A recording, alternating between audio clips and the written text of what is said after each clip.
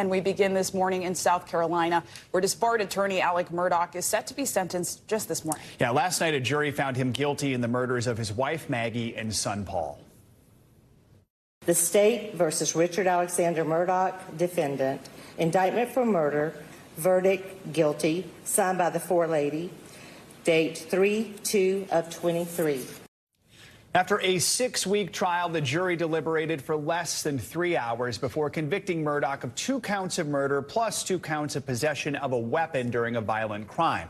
Murdoch faces anywhere from 30 years to life in prison without the possibility of parole. We have our team here to help walk us through the latest on the Murdoch trial. Attorney and legal analyst Angela Senadella and NBC News legal analyst Glenn Kirshner are both standing by. But first, let's go to NBC News correspondent Ellison Barber, who is again outside the courthouse in Walterboro, South Carolina. Ellison, good morning. So first of all, let's talk about the reaction. How are both the prosecution and the defense responding to this verdict, especially the fact that it came back so quickly?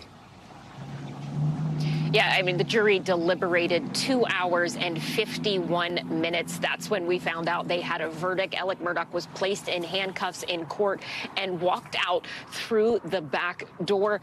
It was about an hour after that when we heard prosecutors react to this verdict. They said that justice was served. Listen. It is a good day in South Carolina. Today's verdict proves that no one, no matter who you are in society, is above the law. A lot of people doubted that this process would work, and hopefully, for those who did doubt the process, hopefully we have instilled and put a little bit of faith back into you and your lives. This verdict, that's fast. Joe, the defense team has not put out an official statement yet, but Jim Griffin, the defense attorney who delivered the closing remarks on behalf of Alec Murdoch and his team, he told reporters as he was leaving the courthouse that they were disappointed in the verdict, but wouldn't have a comment until sentencing. That is going to happen later today. We expect court to get started at about 9:30 this morning. Yeah, Joe? and Ellison, before the actual sentence is handed down, the court is expected to hear victim impact statements. Do we know at this point who's actually going to be speaking? No, we don't. But South Carolina is a little bit unique. They do this in some other states as well. I think most recently people will remember it taking place in some high-profile cases in Michigan. But they have this thing that's commonly known as allocution, where in this state, any victim who has been entered into evidence in a case, has been mentioned in the trial, they have the right to make a victim statement to the court. So you think of this case, 6 weeks, how many witnesses, how many documents of evidence? There are potentially a lot of victims who would be able to make a statement if they choose to do so. Exactly how many, how long it will be, that we do not know at this point. But in this state as well, after those victim statements are made, the defendant has the opportunity to address the court as well. Then the judge will make his decision on sentencing. Remember, when it comes to the most serious charges here, those 2 counts of murder, that has a mandatory minimum of 30 years. The maximum is life in prison. Joe. And Ellison, we know that cases don't end with verdicts and sentences. Can we expect anything else in this case after today? Right. So we won't know for sure until we hear more directly from Murdoch's defense team. But just looking back at the trial and thinking of the moments where they had a lot of contention, issues, questions with what was happening, they will most likely appeal. There was a lot of debate over the decision to enter his alleged financial crimes into this trial. He's facing 99 counts of financial charges separately. So the defense will probably look at something like that and likely file some sort of motion to appeal moving forward. They did ask the judge yesterday, after this verdict was delivered, to declare a mistrial. He said no, that he thought the jury had the amount of evidence to make this appropriate decision and that they had done so. But certainly we can probably expect to see some sort of appeal moving forward from Alec Murdoch's defense team. All right, Ellison Barber. Ellison, thank you. Now let's bring in our 2 legal analysts for more on this. Attorney Angela Senadella and former federal prosecutor Glenn Kirshner. Thank you both for being here. So, Angela, let's start with you. As we just heard, the jury only took about 3 hours or 2 hours, 51 minutes to deliver a guilty verdict. Notable in part because there were nearly 800 pieces of evidence to consider, and they heard from over 70 witnesses. So what does that tell you about how the jury came to this decision and the sentiments overall? I was surprised at just how swift this decision came, given how complex and long and drawn out the trial was.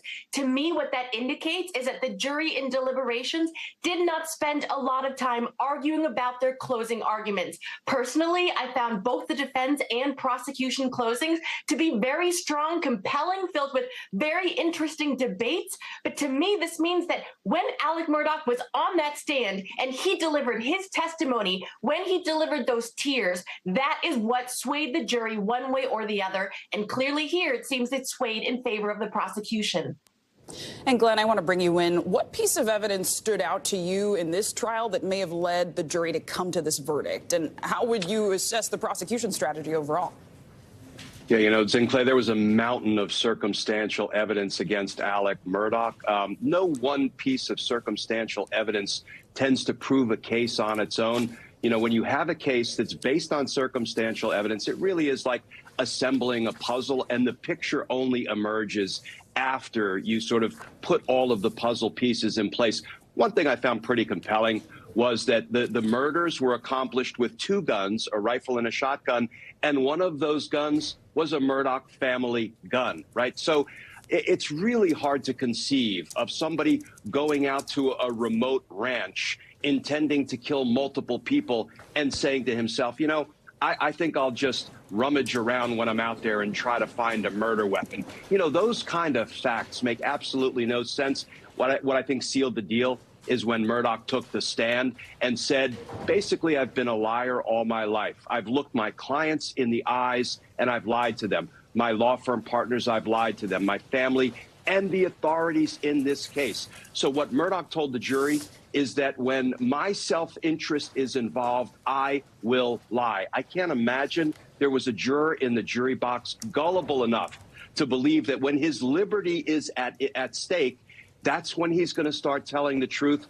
I think that's why the jury returned its verdict in really record time, under 3 hours after a 6-week trial. And I mean, even with those admissions of lies during the closing arguments yesterday, we heard an emphasis on reasonable doubt from the defense. So, Angela, I wonder, is there any chance Murdoch's team could appeal this conviction? And if so, on what grounds could they file that appeal? I think absolutely they will be filing an appeal. We've seen the aggressiveness from this defense team, and due to the severity of the sentencing, absolutely we're going to see appeal. Colloquially, when you see a judge make a decision that people are questioning, that is usually what the defense team will use for grounds for appeal. Here, it's undoubtedly the financial motive being brought in as evidence in this trial. So this evidence was not supposed to be brought in to show propensity that because of this he would commit more crimes, but I am going to go out on a limb and say that's what his defense team is going to base their appeal on. Glenn, briefly here, we know Murdoch is set to receive his sentence. Prosecutors indicate they will seek life in prison without the possibility of parole. Do you expect the judge to side with prosecution? Briefly. You know, how is it that if you kill your wife and your son, you haven't earned spending the rest of your life in prison? I mean, to protect the community, to vindicate the rights of the victims, I feel like we are likely to see a very stiff sentence and perhaps life without the possibility of parole. Important analysis from you both, Angela Sandella and Glenn Kirshner. Thank you so much. Time now for weather and storms causing some serious damage overnight. Strong storms moved through Texas, knocking down store facades onto cars parked out front. Golf ball-sized hail covered the ground in some neighborhoods. In one city, there was a report of a possible tornado touching down. This morning, more than 100,000 people are without power. Also this morning in the southeast, residents from Tennessee to Louisiana are waking up with a tornado watch and the threat of damaging winds and hail. Meteorologist Angie Lassman joins us now with more. Angie, good morning. Good morning, guys. We continue tracking this same storm that started out in California, worked across the country. We've got one more-ish day to deal with this before we'll see it move out of the area and we'll be off to better weather. Here's what's going on, though. This March storm continues to march its way to the east. We've got a whole lot of impacts to deal with. We have the winter weather alerts that are stretched from parts of the Northeast into the Great Lakes. We've got flood alerts basically stretching from Ohio all the way down to Arkansas. And then we have the wind alerts that include 70 million people across the eastern half of the country. country, and not to mention a tornado watch that is in effect for a little while longer for parts of Mississippi, Louisiana, Arkansas, and a little sliver of Tennessee. It does include places like Memphis, Greenville. All of those locations could potentially see this strong line of thunderstorms working through and prompting the ingredients are all there, right, for any of these tornadoes to develop. And it's not just that area here as we go through the morning hours. It's going to be through the afternoon hours that we watch this system shift to the east, and we once again have that threat of strong storms, including tornadoes. It's not going to be quite as robust as it was yesterday, but the damaging wind, the hail, all impacts that we could see. And then we start to turn our attention to the cold side of this system, where we'll see some snow working into places like Detroit, which now has a winter storm warning up and could see anywhere from 5 to 9 inches of snow when this is all said and done. The higher elevations of parts of the north of New England, rather, will see some of those higher amounts of snow totals as well. But we also have rain. We have freezing rain that's going to be giving us a little bit of trouble when it comes to that afternoon commute in parts of the Northeast. Let's talk about that severe threat. It's really centered in over places like Lexington, Nashville, Chattanooga, but it does extend a little farther to the south. You can see 30 million people are included in this in the Southeast. So again, another day where you want to have a way to get your warnings, your watches, if that severe weather could threaten your area. 22 million people in the meantime are under flood alerts because we've got a lot of rain working through. We've got saturated grounds. We could see anywhere from 1 to 2, maybe isolated amounts up to 3 inches of rain. So we'll watch for the flooding concerns through the day today. And I mentioned the wintry mix for parts of the Northeast, Hartford, Scranton, Buffalo, even as far south as Petersburg. We could see some of that ice accumulating up to 1/10 of an inch. So it'll be a little bit slick through the second half of our day and into early tomorrow. If you're looking for the snow, places like, the eastern half of Michigan, we could see a sliver of maybe 6 inches or so. 6 to 9 is possible, but in the higher elevations of New England, that's where we'll see the higher amounts. New York, if you're waiting for more snow, we're not getting it. I know that question's coming. And then out west, they just can't catch a break, guys. Another western storm works in, does bring snow across much of the country, at least the northern tier and out west through the weekend. But look at that warm sunshine, nice day set up for Sunday. That's what you want, right? That's right. Yeah, I like to see that in the weekend. Especially on a weekend. Exactly. Angie Lassman, thank you.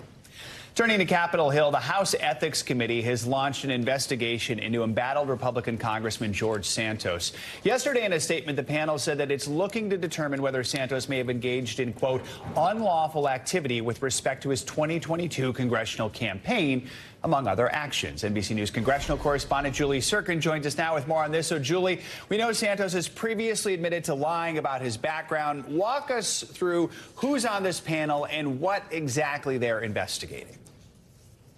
Yeah, Joe, it's good to be with you. Look, in many ways, this was expected. House Speaker Kevin McCarthy sort of foreshadowed to this investigation back in early January. We know that actually 2 of Santos's Democratic colleagues from New York actually filed some of these complaints you see on your screen here. These are the things that this bipartisan panel will be investigating. 5 and 5, Republicans and Democrats equally divided. It is the most nonpartisan panel on Capitol Hill. You see some of that here. They're going to be looking into whether he engaged in unlawful activity during his 2022 congressional campaign. Also, whether he failed to properly disclose required filings with the House, violated federal conflict of interest laws, and even engaged in sexual misconduct toward an individual seeking employment in his office. That individual that was working for Santos for about a week on a volunteer basis, who filed that complaint with the Ethics Committee and the U.S. Capitol Police a couple of weeks ago. But look, this is just one of the several investigations into Santos, and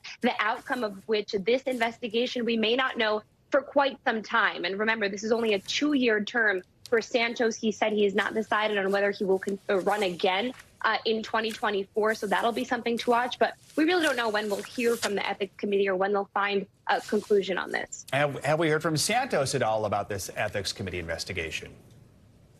Yeah, his office and Santos himself don't tend to respond too much, but he did tweet after this ethics complaint was officially launched, after this ethics investigation was launched, saying, quote, the House Committee on Ethics opened investigation and Congressman George Santos is fully cooperating. There will be no further comment made at this time. His office echoing those remarks as well. And we don't expect to hear much else from Santos. The House is also out today, so we're unable to sort of stake out his office and try to find him in the Capitol itself. And Santos is somebody who has ignored repeated questions from reporters. He admitted to lying and fabricating his resume, including his credentials by which he ran not only in 2022, but in the 2 years prior as well. And so we don't expect to hear much more from him. But again, this is something Speaker McCarthy said, let this investigation play out and see what happens. And Julie, if the panel does find any wrongdoing, then what happens? What are the options on the table?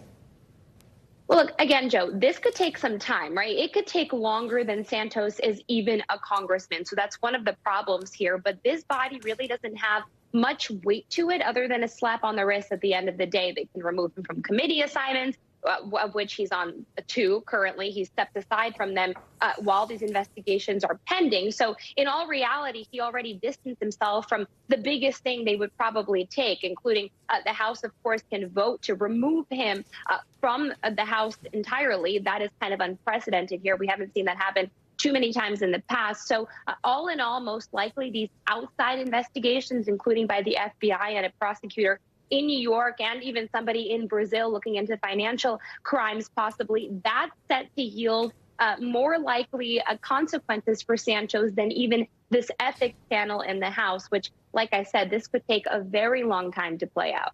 All right, Julie Sirkin. Julie, thank you so much. Now to major developments and potential lawsuits against former President Donald Trump from the January 6th attack on the Capitol. According to a new court filing, the Justice Department says Trump can be sued by Capitol police officers and members of Congress for damages stemming from the January 6th riot. NBC News Justice and Intelligence correspondent Ken Delanian joins us now for more on this. Ken, good morning. So let's start with a closer look at this filing. At issue here is Trump's claim that as president, he is immune from lawsuits. But what is the Justice Department saying? Good morning, Zinkley. Well, it's not just Trump's claim. Presidents are immune from civil lawsuits. That's a long-standing tenet of law. It's been a long-held Justice Department position. What's interesting and novel here is that the Justice Department, for the first time, has said that a president is not immune for certain conduct that is well outside the bounds of presidential authority, presidential action. That's what the Justice Department is saying about Donald Trump's speech on January 6th at the Ellipse, which these plaintiffs say incited the January 6th riot. The Justice Department is saying that was not presidential conduct. It had nothing to do with the presidency, and therefore Trump can be sued for those actions. Now, they're not taking a position on whether that statement was, in fact, incitement of the riot. They're just saying that they hold, it's their position, the Justice Department, that Trump can be sued. Now, again, they're not the final arbiter of this. This is a lawsuit that's going through the courts, but it's very significant that the Justice Department has taken this position, Zinkley.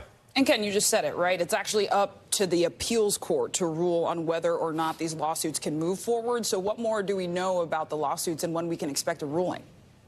Right. Well, this is a specific lawsuit brought by some Capitol police officers and members of Congress. But this ruling notes that there are 5 other similar cases. So the implications here are profound. This particular lawsuit has already garnered a ruling by a federal district judge saying that, yes, in fact, Trump could be sued. And yes, in fact, that speech that he gave was incitement. Now it's in the appeals court. It may end up all the way to the Supreme Court. And it's not clear when the appeals court will rule. But again, this is only one of at least 5 or 6 cases that are trying to seek to hold Donald Trump liable for that speech and other conduct which plaintiffs say incited the January 6th riots. And Ken, to that end, the Justice Department special counsel is also investigating whether Trump can be criminally charged over efforts to overturn the 2020 presidential election. So does this filing have any bearing on that investigation? It may to some extent, but there aren't the similar kinds of impediments because this criminal investigation, Donald Trump's no longer president, so he certainly has no immunity from criminal prosecution for actions that he took. There may be some assertions of some kind of presidential immunity, and this position by the Justice Department may impact some of those. We'll just have to wait and see, Zinkley. Cases to watch. Ken Delanian, thank you so much. Now to Ohio and new developments in the investigation into last month's toxic train derailment. President Biden announced plans to eventually visit the site of the disaster. This as we learn from federal investigators what may have caused the crash. NBC News national correspondent Gabe Gutierrez has the latest. After saying last week that he had no plans to visit East Palestine, President Biden now says that he plans to do so at some point, although he did not elaborate as to when. As crews scramble to clean up this creek in East Palestine, Ohio, the NTSB says it's concerned aluminum protective covers on the rail cars melted, possibly contributing to the train derailment. After facing criticism for not traveling to the site, President Biden said he'd visit at some point. I've spoken with every official in Ohio, Democrat and Republican. East Palestine has now become ground zero for environmental activism nationwide. They're being misled. They're not being told the truth. Erin Brockovich, of course, became a household name after exposing California groundwater contamination in the 90s, which led to an Oscar-winning movie about her life. We need to hear from you. She's now focused on what she says is an unfolding disaster here. In 30 years, we have made absolutely no progress. We continue to do the same thing over and over and over again, expecting a different result. On Capitol Hill, bipartisan senators are trying to strengthen safety measures for trains carrying hazardous materials, mandating wheels be scanned for heat every 10 miles. Norfolk Southern says it's already committed to pay out millions of dollars to affected residents. We understand this has been a huge impact to the community, but we're working with the agencies to make sure we're doing this right. Is that enough? No, I'm really beginning to wonder what they're up to because everything here reeks. Ashley McCollum says she's dealt with watery eyes, dizziness, and other symptoms for weeks. Do you feel safe in East Palestine right now? I do not. I will not bring my children back in, and if I can't stand more than a half an hour in my own home, I would not feel safe. Many of those residents are asking Norfolk Southern for more transparency about the cleanup effort here. Back to you. All right, Gabe, thank you so much. Thanks for watching our YouTube channel. Follow today's top stories and breaking news by downloading the NBC News app.